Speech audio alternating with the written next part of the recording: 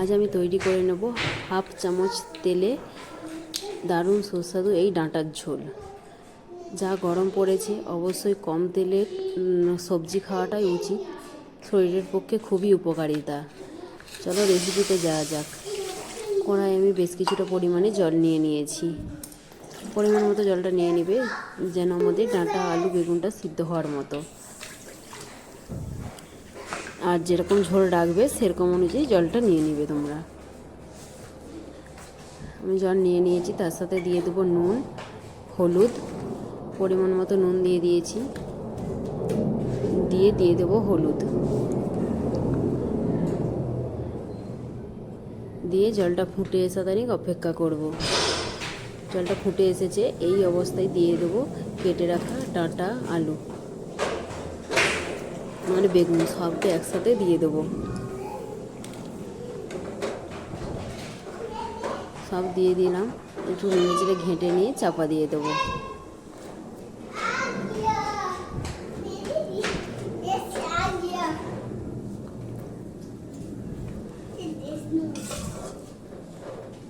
সব সময় তো তেল মশলাই খাওয়া হয়, অবশ্যই এমন করে একবার ডাঁটার ঝোল খেয়ে দেখলে দুর্দান্ত হয় এই ডাঁটার ঝোলটি। চাপা দিয়ে দিয়েছি, মিনিট 5 পরে খুলে নেব। একটু বেশি আমাদের খুব সুন্দরভাবে বেগুনটাও সিদ্ধ হয়ে গেছে, আলুটাও সিদ্ধ হয়ে এসেছে, 80% সিদ্ধ হয়ে গেছে। এই অবস্থায় বেটে রাখা পোস্ত, সরষা আর জিরে একসাথে বেটে নিয়েছিলাম, দিয়ে দেবো বাটা মশলাটা, দিয়ে ভালো করে নেড়ে একটু ঘেঁটে নেব। বাটি ধুয়ে আমি অল্প পরিমাণে জল দিয়ে দিলাম, দিয়ে ঘেঁটে নিয়ে ফুটে এলে একটু চাপা দিয়ে দেবো। চাপা দিয়ে আবার মিনিট 2 মতো হতে দেবো। 2 মিনিট পরে পুরোর মধ্যে সব কিছু সিদ্ধ হয়ে গেছে, দেখতে পাচ্ছ বেগুনগুলো সব ডুবে গেছে, মানে আমাদের বেগুন আরে সব সিদ্ধ হয়ে গেছে। আর ওটাও তোমাদেরকে কেটে দেখিয়ে দিচ্ছি কীরকম আলুটা আমাদের সিদ্ধ হয়েছে। ফোনকে সাহায্যে হালকা প্রেস করতেই কাটা হয়ে যাচ্ছে, দেখতেই পাচ্ছ। মানে আমাদের খুব সুন্দর আলুটা সিদ্ধ হয়ে গেছে। এর চেয়ে বেশি সিদ্ধ করার কোনো প্রয়োজন নেই। এবার আমি নেড়ে ঘেঁটে নামিয়ে নেব। ওই যে বলেছিলাম, এবার হাফ চামচ তেলটা দিয়ে দেবো কড়াই। ঝোলটা আমি নামিয়ে রেখেছি, কড়াটা আমাদের তেতে গেছে।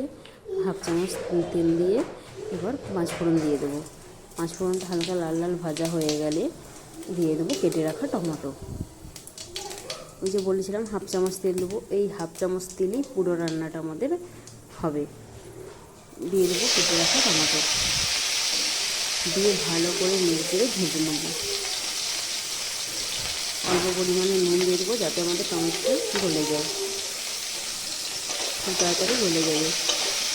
হালকা একটু নেড়ে ভেজে নেবো। খন্তির সাহায্যে পেস্ট করে আরও ভালো করে ভেজে নেবো টমেটোটাকে। টমেটোটা আমাদের খুব ভালো করে গলে গেছে, দেখতেই পাচ্ছ। এই অবস্থায় দিয়ে দেবো ঝোলটা। খন্তির সাহায্যে পেস্ট করে আমি আরও ভেজে নিচ্ছি।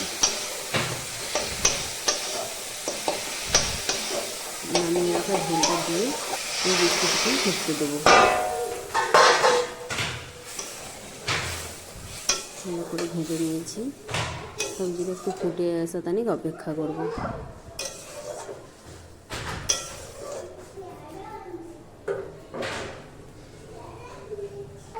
গ্যাসের ফ্লেমটা লো রেখে ধীরে ধীরে আমাদের ফুটিয়ে নিতে হবে।